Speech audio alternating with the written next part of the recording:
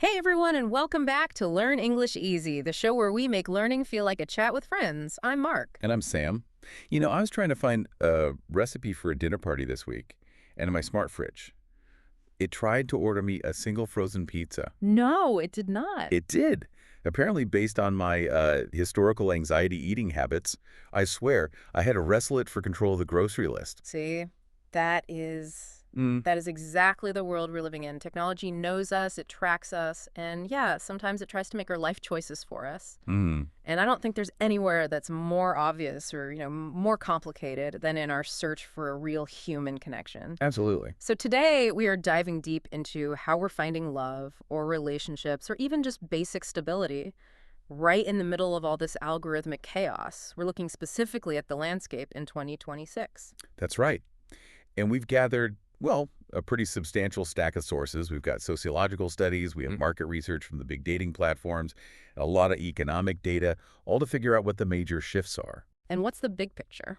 The consensus really is that the traditional path to a partnership, it's kind of fractured. And that's leading people to embrace some truly fascinating new models for how to build a stable life. Okay, so let's unpack that. Our mission for this deep dive is pretty simple. We want to give you, the listener, the quickest and most complete understanding of what is happening right now in modern relationships. Yep. But we're going to tackle three huge interconnected themes. First, the very controversial rise of the AI wingman. Okay. Then the very practical popularity of something called platonic life partners. And finally, this surprising sort of countercultural revival of the slow burn romance. Our goal here is to pull out those key nuggets of insight. Things like, the specifics of a cohabitation agreement or the psychology behind the date night crash.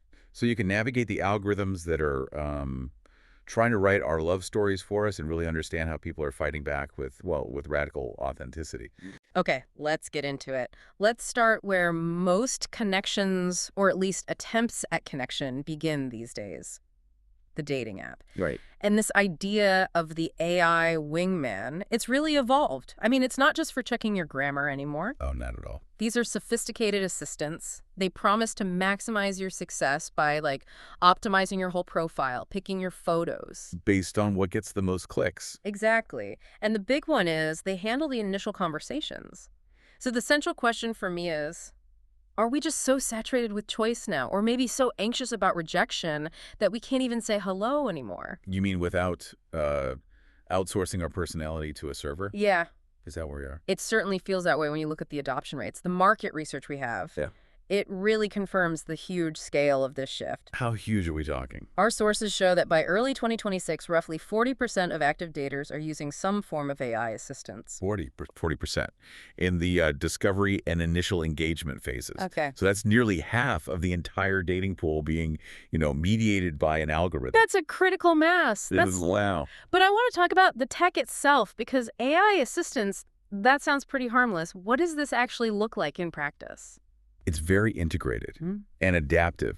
The source material points to specific tools, things like Wing AI and Wing. Okay. And these are not just glorified autocomplete programs. They function through some pretty intense data analysis. The user uploads screenshots of their potential matches. The whole profile, pictures, bio, everything. Everything. Pictures, bio text, sometimes even linked social media handles. Yeah. And then the AI performs a really sophisticated task. It assesses their vibe. Wait. How does a machine vibe code a person? That sounds incredibly complex and kind of impossible. Well, it uses a type of machine learning, but it's applied to social outcomes. So it cross-references keywords, image tones, expressed interests against billions of historical data points from conversations that were, successful. So if a profile has words like hiking and stoicism. Right.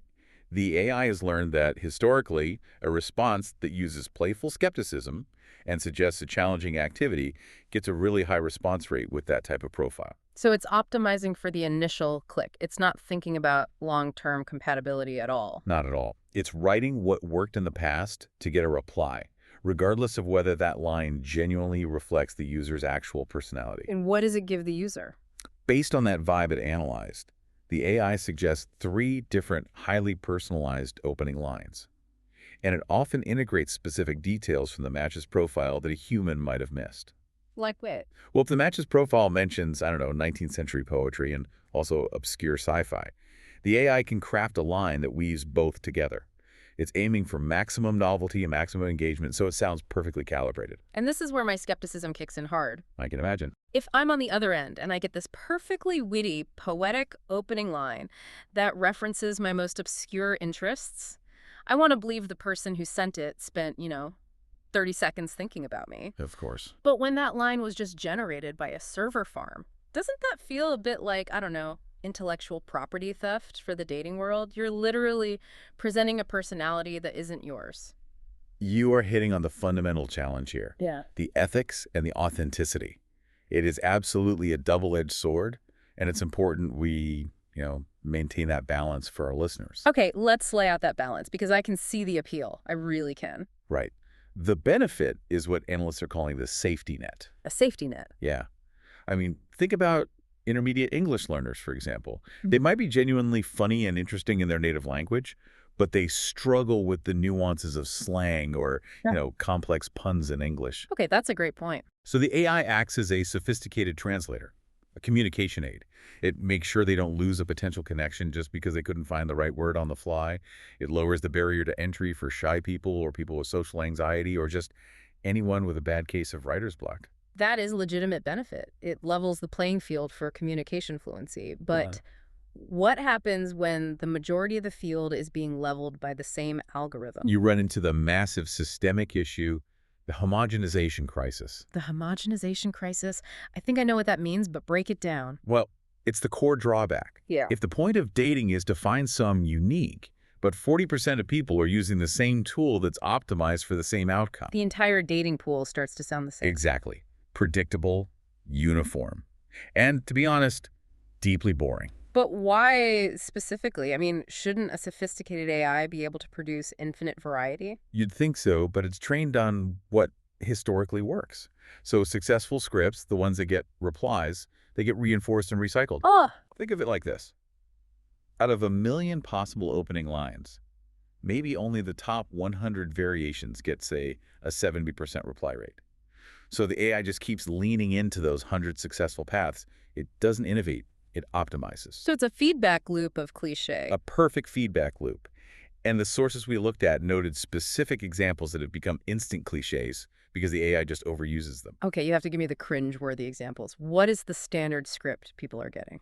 They mentioned the same rotation of forced, overly complex puns based on profile pictures. Oh, no. There's also the constant, mandated joke about controversial food. Pineapple on pizza is mentioned specifically. Somehow it's always that. Still in 2026. Apparently. And then there's these same attempts at, fake vulnerability. The immediate jump to deep questions that are supposed to bypass small talk. So if you're an active dater right now, you're probably hearing the same witty icebreaker, just slightly tweaked 3 times a week. Very likely. Yeah. The conversation feels slick, but the personality behind it is generic. So if that initial interaction is generic, but it's perfectly polished, what on earth happens when these people actually meet in person? The mismatch in expectations must be huge. It leads directly to what they call the date night crash. The date night crash. This is the inevitable failure that happens because the AI crutch has eroded our natural human authenticity. Okay, define that crash for us in detail. What does it feel like? The date night crash is a profound cognitive dissonance. The person who is helped by the AI, they've been communicating with the wit and speed and poetic flair of a supercomputer for days. Right. And then they finally meet face to face. And the real human sitting across the table just cannot maintain that level of performance. It's impossible. So the conversational skill just plummets. It goes from a flawless machine-generated 10 down to a nervous, unscripted 3. Precisely. And the pressure on that person to keep up the facade must be immense. I can't even imagine. It is. The first 20 minutes of these dates are often described as just, extremely, deafeningly awkward. The person struggles to find the quick comebacks the bot provided. This reliance, it's actively eroding our real-world conversational skills. It's creating a huge gap between the curated digital identity and the actual person. A massive gap. That just sounds exhausting for both people. So if the systems that were designed to maximize connection are actually creating this much homogeneity and failure, what's the human response? There has to be a pushback. There is. We're seeing a really strong counter trend emerge, which daters have started calling Clear coding. Clear coding. Okay, it sounds like they're deliberately stripping away all that AI polish. That's exactly it. Daters who are just tired of the script are becoming extremely direct, Right. almost aggressively so. How does that work? They're deliberately skipping all the expected AI banter. No puns, no deep questions. They might use really blunt, unambiguous language, or just immediately ask for a simple coffee date. So the goal isn't to be charming. The goal is just to be real. Yes. Yeah. They're using unpolished, clear communication as a test. Can this person have a real conversation? Is there any actual chemistry here without the script? So if you can't have a basic, authentic chat without your bot, they just move on. Immediately. It's a self-preservation mechanism. It's to avoid wasting emotional energy on what might just be a cleverly disguised AI puppet. It's the digital version of asking to see someone's ID before you start talking. It really is. What's so fascinating is that the technology that was meant to maximize our connections is causing people to retreat to the simplest, most stripped-down human interaction, just to verify that the other person is, in fact, human. It's burnout, distilled into a dating strategy. And that burnout, the fatigue from performing and the fear of the date night crash, it raises a huge question. When the search for instant romance gets this complicated, where do people turn for real security? And the answer, increasingly, isn't a romantic partner. It's a trusted friend. That is a perfect transition. Because if the dating market is too volatile, people will seek stability somewhere else. Let's pivot to platonic life partners, or PLPs. We've moved way beyond just roommates here. We're talking about best friends, buying houses together, sharing finances, even raising kids, but with no romantic involvement. Now, we hear a lot about the cost of living, so is this just an economic survival strategy? Well, the economy is a huge part of it. We can't ignore the housing crisis.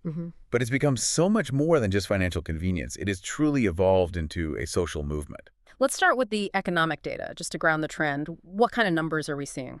The data is pretty stark. In 2025, about 5% of all U.S. homebuyers were documented as friends co-buying a property. 5%, that's not insignificant. Not at all. It might not sound enormous, but that's hundreds of thousands of transactions. It's a recognized and growing part of the real estate market.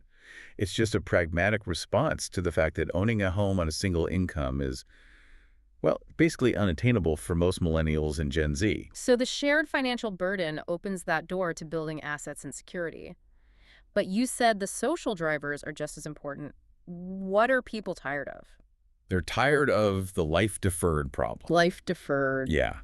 People are just done with putting their entire adult lives on hold. Buying a home, starting a family, establishing a routine all while waiting for the one to show up and make it all possible. Ah, the classic romantic narrative. My life can't start until I find my spouse. Exactly that. PLPs offer a shortcut to just starting your adult life right now. They're realizing that a long-term, trustworthy best friend can offer the same, if not greater, long-term stability than a volatile romantic partner you met on an app. So they skip the emotional roller coaster and secure the practical benefits. Yes. Financial stability, shared domestic work, and guaranteed emotional support. It's all there. The level of commitment here sounds incredibly deep. Can you give us an example of how far this goes beyond just sharing a mortgage payment? Well, the source material gets into platonic co-parenting. Okay, wow. Yeah. These are friends who are making a conscious decision to raise children together. They divide responsibilities, they split childcare costs, they manage the household finances, all while maintaining strict platonic boundaries. And the logic there is what? The stability needed to raise a child. Consistency, reliable financial planning, shared values. That's often more easily found in a deep friendship than in the early chaotic stages of a romance. I can absolutely see that. A friend often knows your communication style, your flaws, way better than a new romantic partner ever could. You skip the first 5 years of discovery and arguments. Right. The relationship is built on shared history and loyalty, which makes it inherently less volatile than one based on, intense but fleeting romantic feelings. It's risk mitigation, but applied to life planning. They are leveraging the low-stakes, high-reliability of friendship to secure these huge, high-stakes life goals. It all sounds incredibly pragmatic, but here's the million-dollar question that I'm sure everyone asks, the one that could blow the whole thing up. I know where you're going with this. What happens if one partner falls deeply in love with someone else, and they suddenly want to move that person in or sell the house to start a new life? This is precisely why the pragmatic, formal approach is at the core of the whole PLP movement. They don't rely on hope or vague promises. So what do they do? The relationship is treated like a business and a deep friendship combined, and they enforce that structure with formal legal documents. Okay, we need the details on that structure. What are these documents and what kind of thorny issues do they cover? They sign cohabitation agreements. A cohabitation agreement. Yeah, they're formal, legally binding contracts. They're kind of like a prenuptial agreement, but for two non-romantic partners. And they're designed to manage these key situations before they become emotional conflicts. Yeah. It's all about protecting the shared asset. The shared asset being the home and the life they've built. Exactly. So what are the common clauses? What's proving to be most vital in 2026? Well, beyond the standard stuff, like how the equity is divided if someone moves out or dies, Yeah. the most crucial clauses are the ones about managing external romantic partners. I knew it. Yeah, the agreement might stipulate a specific policy. For example, a new romantic partner can only stay overnight 4 nights a week, or that they have to start contributing to utilities if they're there for a certain amount of time. That's fascinating. So you're actively regulating your romantic life to protect the platonic structure. Yes. And furthermore, they often include clauses about long-term care. If one partner gets seriously ill, the agreement can stipulate caregiving duties, financial contributions, even what level of decision-making power the other platonic partner has. Things usually reserved only for a spouse. Right. They even sometimes address who gets the dog in the event of a split. It's a very detailed, logical framework designed to preemptively handle all the messy parts of life. I have to ask, though, doesn't this formalization, this intense planning, doesn't it kind of drain the spontaneity out of life? And where does a healthy, high-stakes romantic relationship fit in when your primary commitment, the financial and domestic anchor, is already taken by a friend? That's a sharp question. Yeah. And the consensus among sociologists looking at this trend is that it actually improves the health of romantic relationships. Oh. Because the friendship is explicitly the primary anchor. Yeah. It handles the stability, the finances, the big life decisions. So romantic flings, or even serious relationships, they're deliberately put in a secondary or at least a separate position. So the romantic relationship doesn't have the crushing pressure of having to be everything, the sole provider of all security. Precisely. It depressurizes the whole romantic quest. You can pursue romance for healthier reasons. Genuine connection, chemistry, fun, instead of desperately needing someone to help you pay the mortgage. It's a complete flip of the traditional marriage model. A complete flip. In that model, stability was built on the romance. Here, stability is built by the friendship, which allows romance to be this, fun, optional addition on top. This connects so well to that historical echo you mentioned, the Golden Girls model. That show was about older women finding community later in life. This is Gen Z and millennials proactively creating these intentional communities to stabilize their lives before romance is even in the picture. It's a massive philosophical shift. And since they're seeking relationships that are low pressure, high safety, and grounded in reality, it makes perfect sense that they're also rejecting that high-stakes instant sport culture. Which brings us to our final and maybe most encouraging trend. I think so. Okay, let's talk about how the connection actually sparks, not just who we choose to live with. After years of the high-speed instant swipe culture, a system designed for immediate passion that, as we saw, often leads to the date-night crash. Right. Yeah. We're seeing a massive rejection of that volatility. So I'm going to go on record and say that love at first sight is officially out of style for the discerning dater in 2026. Confirmed. The data clearly shows that the slow burn is the biggest trend in how relationships develop today. It's a necessary pendulum swing away from the rapid acceleration encouraged by the algorithms. But why now? I mean, Hollywood and pop culture have trained us for decades to look for that instant spark, the butterflies. Why are people rejecting that intensity all of a sudden? I think the psychological realization driving this is pretty profound. People have learned, through painful experience, that those immediate, intense butterflies are often just mislabeled stress signals. What's labeled stress signals? Yeah. It's anxiety, it's fear of the unknown, fear of rejection, or sometimes just raw, unsustainable lust. It's not destiny. So that feeling of, I must have this person right now, isn't a sign of a soulmate connection. It's actually a warning sign for high volatility. Essentially. That intense rush of instant attraction is often tied to high drama, insecurity, and eventual burnout. After years of app dating where quick sparks just led to quick fizzles, daters are deliberately prioritizing security over that superficial intensity. The slow burn is a defense mechanism against emotional whiplash. Okay, I get that. But we live in a world obsessed with instant gratification. How is a slow burn even possible when we consume everything in 15-second clips? If a connection isn't instantly exciting, won't people just move on to the next profile? This is where the whole method changes. The slow burn isn't just about taking your time. It's about where you look for connection in the first place. Okay. This is the rise of what's being called friendfluence. The way the slow burn works is by actively skipping the apps and the strangers altogether. They're leveraging their established social capital? Is that the idea? Exactly. Instead of meeting a random person online, people are looking exclusively within their existing social circles, their communities, their professional networks. They're letting relationships bloom naturally among people they already know and trust. So they become friends first. Friends first, sometimes for months or even years, before the idea of a romantic date is even on the table. That eliminates almost all of that early stage anxiety, doesn't it? Someone you meet through your friend group has already passed the initial, is this person sane and fundamentally a good person test. Because your friends have already vetted them. Correct. The influence of existing friends on your dating decisions, that's friendfluence, it becomes the most important factor. Because your trusted network is implicitly vouching to that person's character before you ever risk your emotional energy. You don't have to vet their digital persona against their real-life behavior. You've already seen their real-life behavior. So this shift must require a totally new set of criteria for attraction. It's replacing superficial things like hotness or success. What are people prioritizing instead?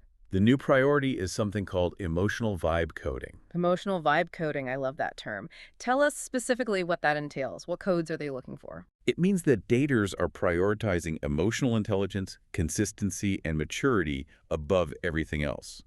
So instead of asking, is this person physically attractive or are they wealthy?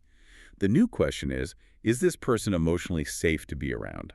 And since they're starting as friends, they have months, maybe years, of real-world data to test this.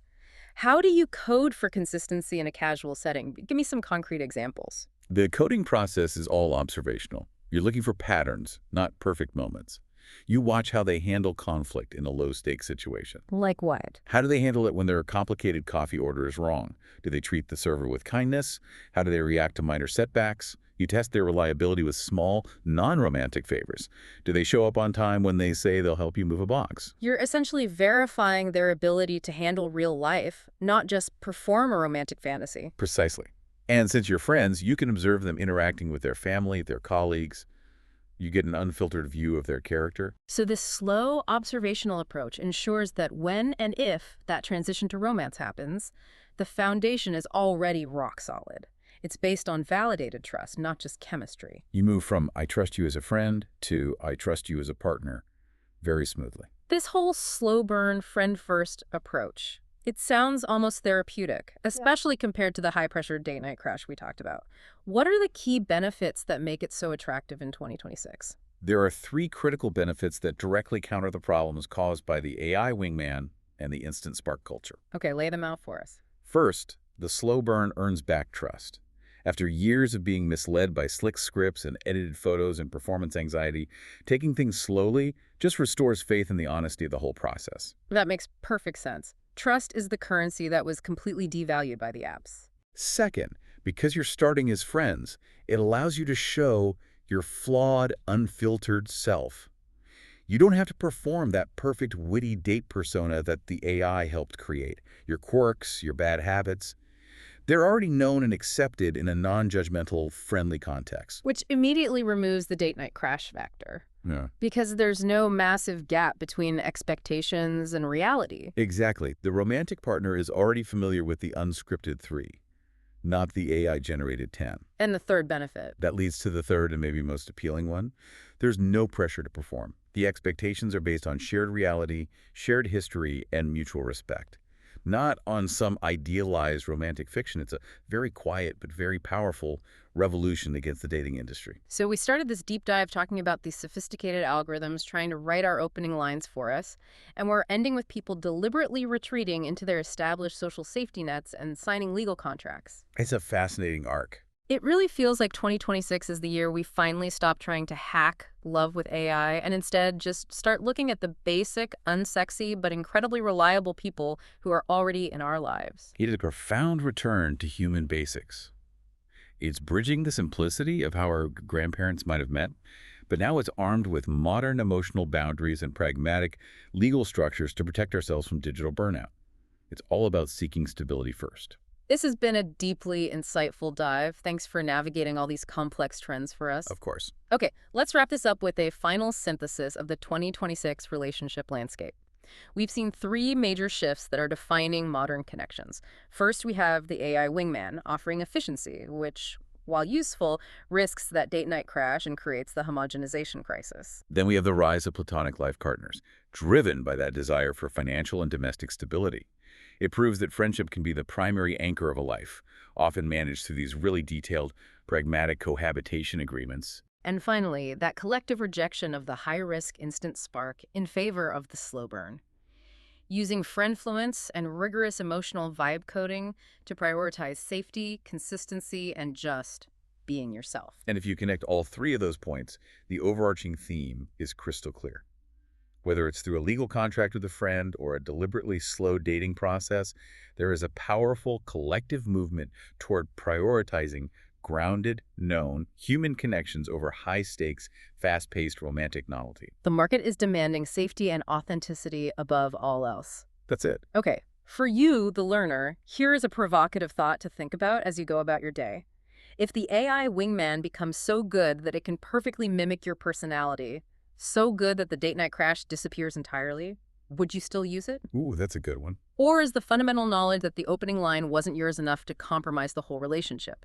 Think about which 2026 trend feels the most genuinely human and which one is just a temporary hack. And as a practical learning tip, if you found new terms like homogenization crisis, clear coding, and emotional vibe coding useful, we suggest you try shadowing this deep dive. What's shadowing? That just means you go back and repeat our sentences immediately after we say them. It's an excellent technique for internalizing new vocabulary and improving your own conversational flow and rhythm. Try it out. That's how you turn passive listening into active learning.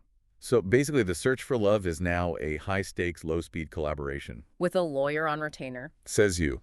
But hey, we're out of time. If you learned something new today, tell a friend about us. Thanks for listening to Learn English Easy.